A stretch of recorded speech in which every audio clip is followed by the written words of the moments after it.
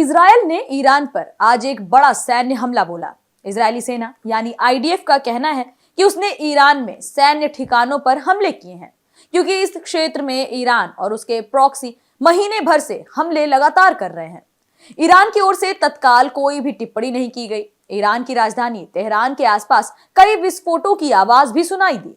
राजधानी में air defence को एक्टिव कर दिया गया है। ईरानी मीडिया रिपोर्ट में कहा गया है कि आईआरजीसी के किसी भी सैन्य स्थल को निशाना नहीं बनाया गया।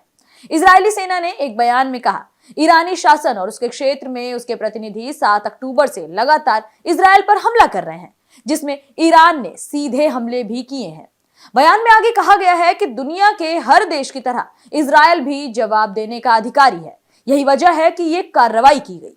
इजरायली हमलों के बीच अमेरिका के रक्षा मंत्री लॉयड ऑस्टिन ने अपने इजरायली काउंटर पार्ट योब गैलेंट से बातचीत की है। इजरायल पर इसके पहले बीते 1 अक्टूबर को ईरान में बड़ा हमला करने का आरोप भी है। ईरान ने करीब 300 बैलिस्टिक मिसाइलें इजरायल पर दागी थीं। इसमें कई इजरायली क्षेत्र में नुकसान भी पहुंचा था। कुछ मिसाइलें इजरायली हवाई बेस पर भी गिरी थीं। इजरायल के प्रधानमंत्री ने इन हमलों के बाद ईरान पर जवाबी हमले की कसम खाई थी। सऊदी अरब ने शनिवार को ईरान पर इजरायली सेना की कार्रवाई की निंदा भी की। रियाद ने कहा कि यह तेहरान के अंतरराष्ट्रीय कानूनों और मानदंडों का उल्लंघन है। सऊदी विदेश मंत्रालय ने एक बयान में कहा, सऊदी अरब क्षेत्र में निरंतर बढ़ते हुए तनाव और संघर्ष के विस्तार को अस्वीकार करने के अपने रुख पर कायम है। बयान में कहा गया कि राज्य सभी पक्षों से संयम बरतने और तनाव को कम करने की अपील करता है और क्षेत्र में जारी सैन्य संघर्ष के रिजल्ट्स के बारे में चेतावनी भी देता है। सऊदी अरब ने अंतरराष्ट्रीय समुदाय प्रभावशाली और सक्रिय पक्षों से संघर्ष खत्म करने की दिशा निर्देश में काम करने के लिए भी कहा था। सऊदी ने साफ कहा कि सभी अपनी अपनी जिम्मेदारियों को निभाएं। ईरान की सेना ने माना है कि इजरायल के हमले में उसके 2 सैनिकों की मौत भी हुई है। इससे पहले ईरान ने कहा था कि इस हमले में उसे सीमित नुकसान पहुंचा है। ईरान ने कहा कि इजरायल ने अपने हमले में उसके 2 ठिकानों को नुकसान पहुंचाया है। ये ठिकाने सैन्य ठिकाने हैं। इसी बीच इजरायल ने कहा कि अगर ईरान ने जवाबी हमला किया तो इसका भारी खामियाजा भरना पड़ेगा। इस अभियान में इजरायल ने सतह से हवा में मार करने वाली कई ईरानी मिसाइलों को निशाना बनाया, जिसका उद्देश्य ईरानी एयर स्पेस में इजरायल की ऑपरेशन फ्रीडम को सीमित करना था।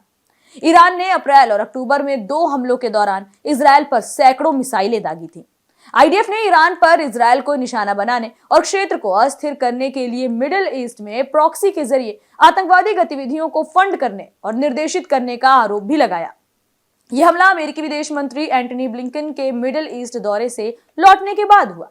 उन्होंने इजरायली अधिकारियों से संघर्ष को बढ़ाने से बचने की अपील भी की थी। इजरायल ने 100 से ज्यादा फाइटर जेट भेजकर ईरान में सबसे बड़ा हमला किया है। इजरायल ने इस बात की तस्दीक की है कि उसके कई सैन्य ठिकानों को भारी नुकसान पहुंचा है। इसी बीच इजरायल के विपक्षी नेता यार लपिड ने नेतन्याहू सरकार की आलोचना भी की है। लपिड ने कहा कि सेना ने ईरान सामरिक और आर्थिक लक्ष्यों को निशाना नहीं बनाया, जो गलत था। उन्होंने कहा कि हमें ईरान से और ज्यादा बड़ा बदला लेना चाहिए था। पाकिस्तान के विदेश मंत्रालय ने इजरायल के ईरान पर हमले को लेकर रिएक्शन दिया है। पाकिस्तान ने कहा कि इस ताजा तनाव और लड़ाई के विस्तार के लिए इजरायल की पूरी तरह से जिम्मेदारी है। पाकिस्तान ने इजरायल के हमले की कड़ी निंदा भी की है। आपको बता दें कि पहले भी पाकिस्तान इजरायल को लेकर कई बयान दे चुका है। इजरायल के हवाई हमले के बाद अब ईरान की सरकार नुकसान का आकलन करने में जुटी हुई है। यही विशेषज्ञों का कहना है कि इजरायल का हमला ईरान के लिए शर्मनाक भी है। इसके बाद भी ईरान हमला करने से परहेज करेगा। ऑस्ट्रेलिया के विशेषज्ञ मैल्कम डेविस ने कहा है कि इजरायल ने भले ही इस हमले को सीमित रखा है, लेकिन ये ईरान के लिए बेहद शर्मनाक है। इजरायल ईरान के तेल ठिकानों, परमाणु ठिकानों या फिर ईरानी नेतृत्व को भी निशाना बना सकता था। हालांकि उसने ऐसा नहीं किया। इजरायल के ईरान पर मिसाइल हमले के बाद ईरानी लोगों ने राहत की सांस ली है। असल में इजरायल ने केवल सैन्य ठिकानों को ही निशाना बनाया है। इससे आम ठिकानों को ज्यादा नुकसान नहीं पहुंचा। यही वजह है कि ईरानी लोग राहत की सांस ले रहे हैं। इससे पहले उन्हें डर था कि इजरायल ईरान में बड़ा हमला कर सकता है, जिससे भारी तबाही होगी और शायद सैकड़ों लोगों की जान भी चली जाए। इजरायल की सेना ने कहा कि ईरान पर हमले के बाद उत्तरी इजरायल में भूकंप के अलर्ट्स भी आए। भूकंप आने के अलर्ट देश के उत्तरी इलाके में कई जगहों पर सुबह सुबह आए। इजरायली सेना ने जब इसकी जांच की तो ये पूरा अलर्ट फर्जी निकला। इजरायली सेना ने कहा कि वे इस तकनीकी गड़बड़ी की भी जांच कर रहे हैं। इसी बीच ईरान ने कहा है कि वे अपनी फ्लाइट सेवाओं को फिर से शुरू कर रहे हैं। ईरान की सेना ने शनिवार सुबह कहा कि इजरायल ने उनके इलाम, खुजस्तान और तेहरान प्रांत में सैन्य ठिकानों को निशाना बनाया, जिसमें थोड़ा बहुत नुकसान हुआ।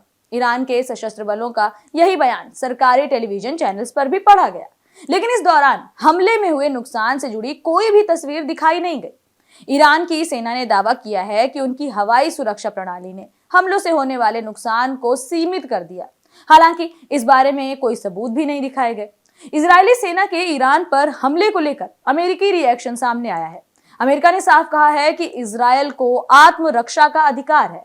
अमेरिका के रक्षा मंत्री ने इजरायल के रक्षा मंत्री से बात की है।